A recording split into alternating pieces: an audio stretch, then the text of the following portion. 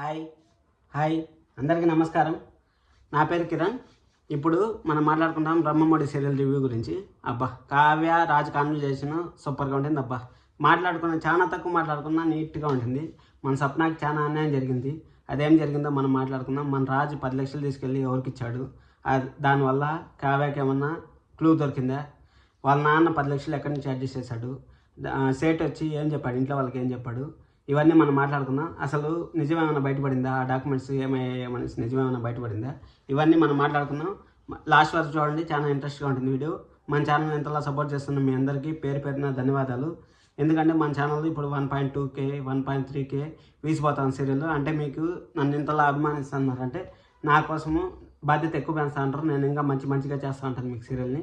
మన ఛానల్ని లాస్ట్ వరకు చూడండి. ఎవరిన కొత్తగా చూస్తా అంటే సబ్స్క్రైబ్ చేసుకోండి, లైక్ చేయండి. లైక్ చేసి వీడియోని చూడండి. ఈరోజు ఏం జరిగిందంటే, నిన్న మన రాహుల్ రుద్రాంగి గారు మాట్లాడుకుంటా ఉంటారు కదా ఇంట్లో. రుద్రాంగి గారు మాట్లాడుకుంటా అంటే ఏం మాట్లాడుకుంటా అంటారు, సేటు ఒక అరగంటలో ఇంటికి రావాలని చెప్పేసి మాట్లాడుకుంటా ఉంటారు. సరే అనేసి సేటు అది మన అనామిక వెనక్కి తిరిగే కుందికి వాళ్ళు కన్వర్జేషన్ అయిపోయిన తర్వాత వెనక్కి తిరిగే కుందికి మన అనామిక డోర్ దగ్గర ఉంటుంది. డోర్ దగ్గర ఉండే కుందికి వినేసిందేమో అనుకుంటుంది. అనామిక ఒక అదో టైప్ లాగా ఉంటుంది కదా, అదో టైప్ లాగా ఉంటే మనకి ఇంకా అనామిక ఏమి వినంటుంది అక్కడ. మీరు ఏమైనా చేసింది ఇది బాగుందా అనేసి అడిగే కొందికి కంగారు పడిపోతుంది. నాన్న డాక్యుమెంట్స్ ఏమైనా వినేసిందా ఏమనేసి కంగారు పడిపోతుంది. కంగారు పడిపోతే, లేదు ఈ విధంగా మీరు నాకు అన్యాయం చేశారు, ఈ విధంగా మీరు నన్ను మోసం చేశారు, మన కళ్యాణ్ అరెస్ట్ చేయించారు నా దగ్గర నుంచి, నన్ను ఇంతలా మోసం చేస్తారని నేను అనుకోలేదు అనేసి మాట్లాడుతుంది. మాట్లాడినప్పుడు ఏమవుతుంది, సరే అనేసి వాళ్ళు మాట్లాడేటప్పుడు ఇంకేం జరుగుతుంది చెప్పండి. సరే అనేసి ఇంకా నేనేమన్నా ఏం చేశాను, నువ్వు మొగుడు నువ్వు బాగానే ఉంటారు కదా, ఇప్పుడు ఇంకా అప్పుతో మాట్లాడాలన్నా భయపడతాడు, నువ్వు ఏం ఫిగర్ అవ్వాల్సిన పర్లేదు, అప్పుతో మాట్లాడాలంటే భయపడతాడు, నీకు మంచి జరుగుతుంది అనేసి అనేకుంది.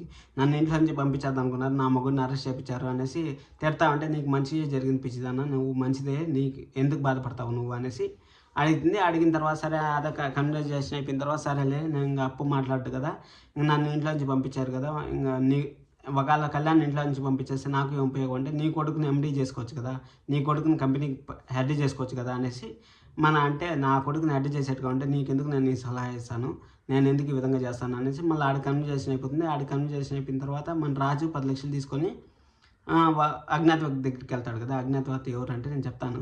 అజ్ఞాతవాసి దగ్గరికి వెళ్తాడు కదా. అజ్ఞాతవాసి అది మన కావ్య పైనుంచి చూసేస్తుంది, మిద్ది పైనుంచి చూసేస్తుంది మన కావ్య.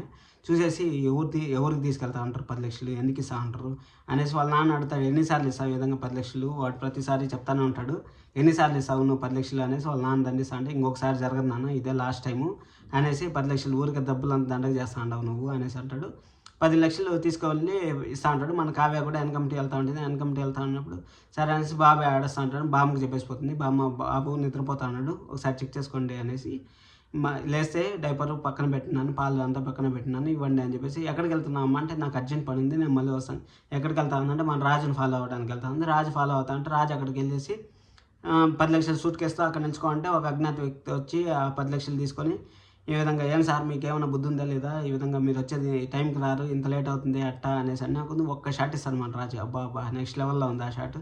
నెక్స్ట్ లెవెల్లో ఇంకొకసారి కానీ ఈ విధంగా కానీ బ్లాక్మెయిల్ చేసామంటే, నేను ఒక నిజం దాచిపెట్టడానికి నీకు ఇంత హెల్ప్ చేస్తున్నాను, ఇంకొకసారి కానీ ఈ విధంగా చేసావంటే నీకు బాగుండదు అనేసి మన రాజు వార్నింగ్ ఇచ్చి, ఈసారి పోలీసు వాళ్ళతో వస్తాను, జాగ్రత్తగా ఉండు అనేసి. సార్ ఈసారి సార్ నెక్స్ట్ టైం నుంచి మిమ్మల్ని డబ్బు అడగను సార్ అనేసి మన రాజుకి చెప్పేసి అజ్ఞాతవాసి అక్కడి నుంచి వెళ్ళిపోతాడు. మన రాజు కారు తీసుకొని వచ్చేకుంది. మన కావ్య అక్కడ దూరం నుంచి ఇంటా ఉంటుంది కదా, ఇంటా ఉంటే సరే అనేసి ఇంక రాజు వచ్చేస్తాను అనేసి కావ్య పరిగెత్తపోయేసి ఒక ఫోన్ వెనకాల దాక్కుంటుంది.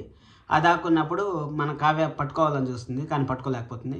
అది ఏం జరుగుతుందంటే, రేపు సీరియల్లో ఏం జరుగుతుందంటే, మన రాజు ఫోన్ తీసుకొని ఆ అజ్ఞాతవాసి నెంబర్ నుంచి ల్యాండ్లైన్ ఫోన్ నుంచి వచ్చింది ఫోను.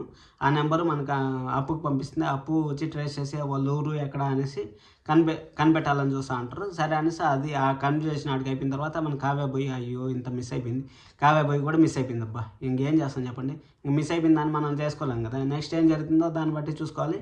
ప్రతి ఒక్కరికి 2 రోజులే టైం అంటా ఉంటారు. 2 రోజుల తర్వాత ఎంత రచ్చరచ్చగా రంబోలాగా ఉంటుందో చూస్తూ ఉండండి, మనం చెప్తా ఉంటాను నేను. సరే అది అయిపోయిన తర్వాత మళ్ళీ కన్వర్జేషన్ వస్తుంది. మన సేటు ఇంట్లోకి వచ్చేస్తాడు డైరెక్ట్గా. సేటు ఇంట్లో వచ్చేసే కొద్దికి మన రాహుల్ ఏమో పెద్ద తెలియనిలాగా పోయేసి, ఎవరు మీరు, ఎందుకు వచ్చారు, ఎక్కడి నుంచి వచ్చారు, ఎందుకు వచ్చారు అనేసి మన రాహుల్ పోయి అడుగుతాడు. అడిగే కొద్ది నా దగ్గర మీ స్వప్న గారు ఉన్నారా అనేసి అడిగితే, స్వప్న ఎవరు కావాలి, ఏ స్వప్న కావాలంటే, స్వప్నాలు ఏమన్నా మీ ఇంట్లో చాలా మంది ఉన్నారా అంటే, ఉండేది ఒకే స్వప్న, నా భార్య, చెప్పు ఏమైంది ఎక్కడ అని అడిగే కొద్దికి, సేటు ఈ విధంగా ₹1,00,00,000 నా దగ్గర అప్పు తీసుకునింది అనేసి అనే కొద్ది మన స్వప్న పైన అందరూ షాక్ అవుతారు. అందరి ఫేస్లు జూమ్ చేస్తూ చూపిస్తూ ఉంటారు. అందరి ఫేస్లు ఎవరినో షాకే కదా. ఇప్పుడు ₹1,00,00,000 ఎవరినన్నా అప్పు చేసినారంటే ఎవరికైనా షాకే కదా ఉంటుంది. అదేవిధంగా ఇంట్లో వాళ్ళు మాత్రం మెచ్చుకోవచ్చు. ఎంత ఓపికగా ఉంటారంటే అంత ఓపికగా ఉంటారు. ₹1,00,00,000 అనే గురించి హడావిడి చేసేసి అనేసి అనకుండా అందరూ లిటిల్ బిట్గా ఉంటారు. అంటే వాళ్ళ దగ్గర కూడా అంతే డబ్బులు ఉంది కాబట్టి వాళ్ళకి అంత టెన్షన్ అనిపించలేదు. ఏదో జరిగింది తెలుసుకుందామనేసి వాళ్ళు అనుకున్నట్టు ఉంటారు. సరే అని మన స్వప్న పైనుంచి మిద్ది పైనుంచి దిగి వస్తుంది, రూమ్లో నుంచి దిగి వస్తుంది. స్వప్న, ఎవరు నువ్వు, ఎందుకు వచ్చావు, ఇంట్లో చెప్పకుండా ఎందుకు వచ్చావు అనేసి అడిగితే, నువ్వు ₹1,00,00,000 అప్పు తీసుకున్నావమ్మా మా దగ్గర. నేను పుట్టినప్పటి నుంచి నేను చూస్తా ఉన్నాను, నా దగ్గర ₹1,00,00,000 అప్పు తీసుకున్నావు అనేసి నువ్వు మాట్లాడుతూ ఉండవు. ఎవరు నువ్వు, ఎక్కడ నువ్వు అనేసి అనే కొద్దిగా నీ దగ్గర మన రాహుల్ ఓవర్ యాక్షన్ చేస్తా, మళ్ళీ వాళ్ళ అత్త, నువ్వు తీసుకున్నావంట కదా, మీరు 100 తప్పులు చేసిన వాళ్ళే మీరు ఇంట్లో ఉండరు, నన్ను ఇంట్లో నుంచి బయటకు ఎంటేస్తారా అనే కొద్దిగా బామ్మ కడుపుతూ ఉండే భార్యను ఆ విధంగా చేయకూడదు అనేసి ఆ కన్వర్జేషన్ జరుగుతూ ఉంటుంది. అది జరిగిన తర్వాత సరే అనేసి వాళ్ళ అపర్ణ గారు కలెక్ట్ చేసుకుని, అపర్ణ గారు నువ్వేం చేసావో ఒకసారి బాగా గుర్తు చేసుకోమ్మా, నువ్వు ఆ తప్పు చేసినావు, నీకు ఆ డబ్బు అవసరం లేదు అనేసి అపర్ణ గారు ఒకే ఒక మాట, సీరియల్లో ఒక మాట మాట్లాడినా కరెక్ట్గా మాట్లాడతారు. అది మాత్రం బాగా నచ్చింది నాకు. సరే అనేసి ఒకే ఒక మాట మాట్లాడేసి ఇంకా అక్కడి నుంచి వెళ్ళిపోయినారు. అపర్ణ గారు అక్కడి నుంచి వెళ్ళిపోతారు. అక్కడి నుంచి వెళ్ళిపోతే నాకు 2 రోజులు టైం అయ్యింది, నేను ఏమైంది ఎక్కడ అంతా మొత్తం కనుక్కుంటాను అనేసి అంటే, వీళ్ళు అమ్మ కొడుకు ఇద్దరు ఫుల్ ఖుషి అయిపోతారు.